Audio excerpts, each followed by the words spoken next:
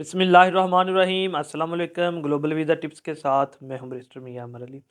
2024 में अगर आप ओमान जाना चाहते हैं तो फिर आपने इस वीडियो को ज़रूर कंप्लीट देखना है, क्योंकि मैं बताने वाला हूं आज की इस वीडियो में कि ओमान के कितनी किस्म के वीज़े होते हैं और उसके प्राइस क्या है।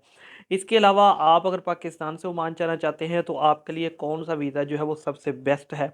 तो इंशाल्लाह ताला तफसील के साथ आज की इस वीडियो में मैं ये डिटेल आप लोगों को बताऊँगा। जो इस चैनल के ऊपर नए हैं वो इसको ज़रूर सब्सक्राइब कर लें, ताकि ट्रैवल से मुतल्लिक, इमिग्रेशन से मुतल्लिक आपको लेटेस्ट इंफॉर्मेशन मिलती रहे। अच्छा जी, नंबर वन पर जो ओमान का वीज़ा आता है जिसके बारे में हम बात करने वाले हैं वो है बिज़नेस विजिटर वीज़ा। ये वीज़ा होता है बिज़नेस पर्सन के लिए जो किसी बिज़नेस मीटिंग के लिए जा रहे हैं, या फिर कोई किसी दूसरी फर्म के साथ, कंपनी के साथ उनकी पार्टनरशिप है बिज़नेस के हवाले से, तो उसके लिए उन्होंने उसको इनवाइट किया है, तो वो जाएंगे बिज़नेस विजिटर वीज़ा के ऊपर। और इस वीज़ा की कॉस्ट आती है 30 ओमानी रियाल, और ये वीज़ा 21 दिन के लिए वैलिड होता है और ये एक्सटेंडेबल नहीं होता। अब अगर दूसरे नंबर पर बात की कर ली जाए तो वो आता है जी फैमिली स्पॉन्सर्ड वीज़ा। ये वीज़े की जो ड्यूरेशन होता है मुकम्मल वो होता है जी 3 माह। ये 3 माह का आपको वीज़ा मिलता है और ये 1 मंथ एक्सटेंडेबल भी होता है। ये वीज़ा किस तरह से मिलता है, अगर आपको कोई जानने वाला रहता है, कोई दोस्त अहबाब रहता है या कोई रिश्तेदार रहता है, तो वो आपको ये वीज़ा वहाँ से स्पॉन्सर्ड करेगा। और इसकी कॉस्ट जो है वो 20 ओमानी रियाल है। लेकिन अगर आप डेफ़िनेटली किसी आपका कोई जानने वाला नहीं है, किसी ट्रैवल एजेंट से ये वीज़ा लेंगे, तो फिर उसमें आपकी कॉस्ट जो है वो ज़्यादा आ सकती है। अच्छा जी, नेक्स्ट आ जाता है फैमिली जॉइनिंग वीज़ा। ये सिर्फ़ जो आपके क्लोज़ ब्लड रिलेशन हैं वो ही आपको स्पॉन्सर कर सकते हैं, और ये लंबे अरसे के लिए होता है। इसकी डिटेल में तो मैं नहीं जाऊँगा, लेकिन ये 2 साल के लिए भी वीज़ा आपको मिल सकता है। लेकिन ये बहुत करीबी आपका रिश्ता हो, वालिद हो, आपकी वालदा वहाँ पर हो, तो फिर जो है वो अंडर 18 हो, तो इस सिलसिले में जो है फिर ही आपको इतने लंबे अरसे तक वीज़ा जो वो मिल सकता है, और वो एक्सटेंडेबल भी होता है। अच्छा जी, अब ये तो हो गया विज़िटर वीज़ा के हवाले से, मैंने आपको कॉस्ट बता दी और उसका ड्यूरेशन भी बता दिया। अब आ जाते हैं वर्क वीज़ा के ऊपर। नंबर वन के ऊपर जो वर्क वीज़ा आता है वो है किसी कंपनी की तरफ से स्पॉन्सर्ड वर्क वीज़ा भी उसे कहते हैं। उसमें आपकी कास्ट बिल्कुल ज़ीरो होती है। आपकी इवन के जो एयरलाइन की टिकट की कॉस्ट है वो भी आपकी कंपनी पे करती है। आपने सिर्फ़ और सिर्फ़ जो है वो अपना मेडिकल जो पाकिस्तान में होता है उसके लिए कॉस्ट पे करनी होती है। तो मोस्टली केसेस में तो ये कॉस्ट भी जो है वो कंपनी पे कर देती है, लेकिन आपने इसके लिए कोई भी कॉस्ट पे नहीं करनी होती है, बिल्कुल फ्री वीज़ा होता है, तो इसको कंपनी स्पॉन्सर्ड वीज़ा कहा जाता है।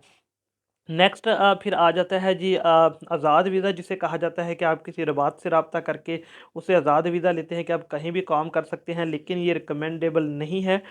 वो क्यों नहीं है वो भी मैं आपको रीज़न बता दूं कि नंबर वन तो आपको इसमें तकरीबन 300 तक 300 ओमानी रियाल इसको आप रबात को देंगे या 350 देंगे, उसके बाद फिर आपको उससे वीज़ा लेंगे।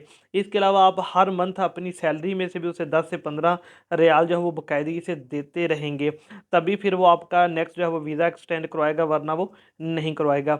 इसके अलावा तीसरे नंबर पे जो इसका बैड बेनिफिट है वो ये है कि आपको खुद से वहाँ पर जॉब ढूँढनी पड़ती है, आपको खुद से मेहनत करनी पड़ती है कि आपको जॉब कहीं ढूँढें, किसी कंस्ट्रक्शन कंपनी में ढूँढें या किसी घर पे मुलाज़मत की ढूँढें, तो ये थोड़ा-सा मुश्किल काम हो जाता है।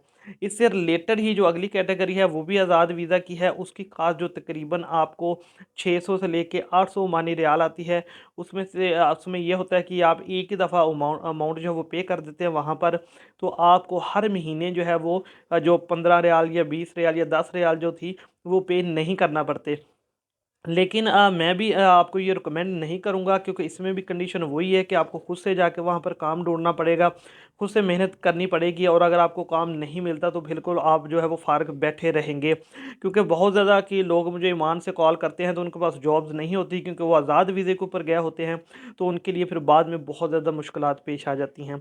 तो अगर अब आप 2024 में प्लान कर रहे हैं अगर वर्क वीज़ा के ऊपर जाने का ओमान में, तो मेरी सजेशन ये है कि आप कंपनी के जो कंपनी स्पॉन्सर्ड विजिट वीज़ा है, sorry company sponsored work visa है, उसके ऊपर जाएं, ताकि उसके ऊपर आपकी कॉस्ट जो है वो बिल्कुल ज़ीरो आए। लेकिन अगर आपका कोई जानने वाला उसके ऊपर को कॉस्ट थोड़ी बहुत ही ले भी रहा है और आपको कंपनी स्पॉन्सर्ड वीज़ा दे रहा है, कंपनी का वर्क वीज़ा दे रहा है, तो फिर आप उसमें जा सकते हैं, क्योंकि उसमें आपको काम की परेशानी नहीं होगी। आपको पाकिस्तान से ही पता होगा कि आपकी जॉब की टाइमिंग क्या होगी, काम कौन सा होगा, और नंबर 3 पे आपकी सैलरी कितनी होगी।